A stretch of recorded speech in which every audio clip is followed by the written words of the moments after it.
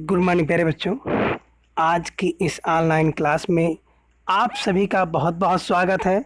बच्चों, हम शब्द विचार भाग एक में शब्द का अर्थ, शब्द की परिभाषा, शब्द की विशेषताएं और शब्द के भेद के कितने आधार हैं, इनके बारे में चर्चा करेंगे और यह भी जानेंगे कि शब्द के कितने भेद हैं। सबसे पहले हम लोग चलते हैं और ये जानते हैं कि आखिर जो शब्द विचार है इसका क्या अर्थ होता है। देखो बच्चों, जो शब्द विचार होता है इसका क्या अर्थ होता है। तो शब्द विचार का अर्थ होता है कि शब्दों को लिखना। किसको लिखना? शब्दों को लिखना ही शब्द विचार कहलाता है। चलिए, अब शब्द के लिखने को शब्द विचार कहते हैं, तो हम लोग ये जानेंगे कि आखिर शब्द किसे कहते हैं। शब्द का अर्थ, शब्द का अर्थ क्या से निकलता है, अर्थात शब्द किसे कहेंगे। देखिए, आपने देखा होगा कि भाषा की सबसे छोटी जो इकाई होती है जिसे हम लोग ध्वनि कहते हैं, और ध्वनि क्या होती है? मौखिक रूप में होती है, और इसी ध्वनि के लिखित रूप को हम लोग वर्ण कहते हैं। और वर्णों का जो समूह होता है, किसका? वर्णों के समूह को क्या कहा जा सकता है? शब्द कहा जा सकता है। लेकिन कैसा समूह? तो कहा इन्होंने कि वर्णों के सार्थक समूह को, वर्णों के सार्थक समूह को क्या कहते हैं? शब्द कहते हैं। आप कह सकते, अर्थ क्या निकला कि वर्णों का सार्थक समूह क्या है? वर्णों का सार्थक समूह शब्द है। अच्छा, अगर आप परिभाषा के रूप में देखेंगे तो आपकी किताब में एक परिभाषा मिल जाती है। क्या मिल जाती है? निश्चित अर्थ प्रकट करने वाले वर्णों के सार्थक समूह को क्या कहते हैं? शब्द कहते हैं। आप इस प्रकार से भी कह सकते हैं, क्या कह सकते हैं? निश्चित अर्थ को प्रकट करने वाले वर्णों के सार्थक समूह को ही शब्द कहते हैं। इस प्रकार से आपको एक परिभाषा मिल गई और वर्णों का अर्थ भी आपने जाना। कैसे? देखिए, आपको स्क्रीन पर दिख रहा है और अपनी किताबों में देख सकते हैं, कुछ इस टाइप से लिखा है। हमोन, यगा, रतबा, हमो। ये कुछ अजीब टाइप के शब्द आपको दिख रहे हैं जो कि निरर्थक लग रहे हैं, जिनका कुछ अर्थ नहीं निकल रहा है। अगर अर्थ नहीं निकलेगा तो ये शब्द नहीं होंगे। शब्द कौन होगा? जिसका कुछ अर्थ विशेष निकले। जैसे मोहन, मोहन से क्या निकल रहा है? किसी का नाम होगा। गाय, गाय क्या है? एक जंतु है। भारत, भारत क्या है? देश है। और मुंह क्या है? एक शरीर का अंग है। इस प्रकार से आप कह सकते हैं कि वर्णों का ऐसा समूह जिसका कुछ निश्चित अर्थ निकले, उसे ही हम लोग शब्द कहते हैं। अगर उसका कोई निश्चित अर्थ नहीं निकलता है तो उसे हम लोग शब्द नहीं कहेंगे। जैसा कि हम लोगों ने इसके अर्थ और परिभाषा को जाना। अब देखें बच्चों, शब्द की कुछ विशेषताएं आपकी किताब में दी गई हैं, आप उनको स्क्रीन पर भी देख सकते हैं।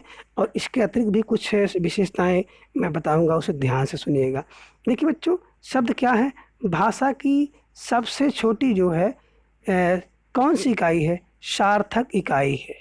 कौन? शब्द भाषा की सबसे छोटी सार्थक इकाई है, पहली विशेषता।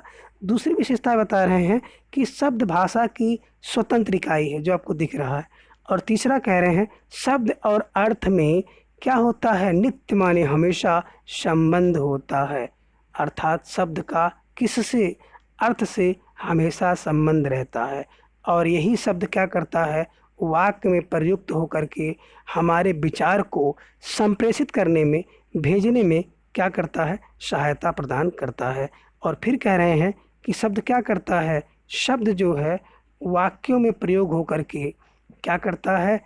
कई प्रकार का रूप लेता है। संज्ञा, सर्वनाम, क्रिया, विशेषण, लिंग आदि भागों में हम शब्द को वर्गीकृत कर सकते हैं। तो अभी तक आपने क्या जाना? शब्द, शब्द क्या था? वर्णों का सार्थक समूह शब्द कहा। आपने परिभाषा क्या जानी?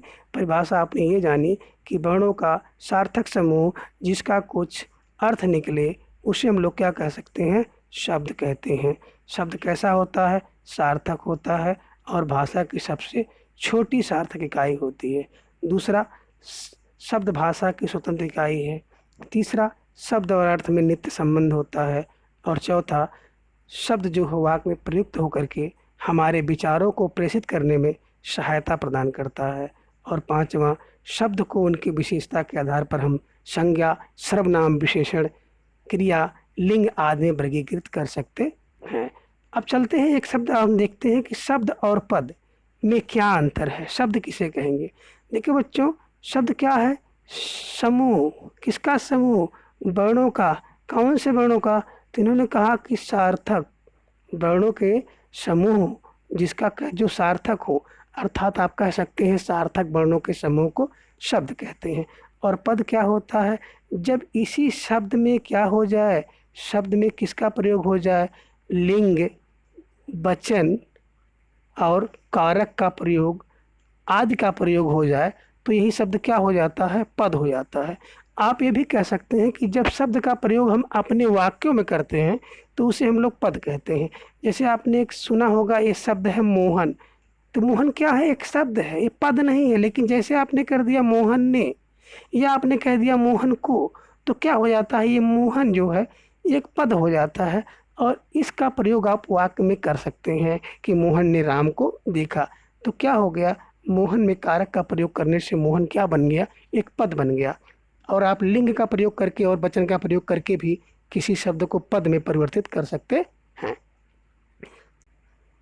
अब देखिए बच्चों, जो शब्दकोश है, शब्दकोश में शब्दों का प्रयोग होता है, पदों का प्रयोग नहीं होता है। आप कह सकते हैं कि जो शब्दकोश होता है उस शब्दकोश में शब्द पाए जाते हैं, पद नहीं पाया जाता। तो पद कहाँ पाया जाएगा?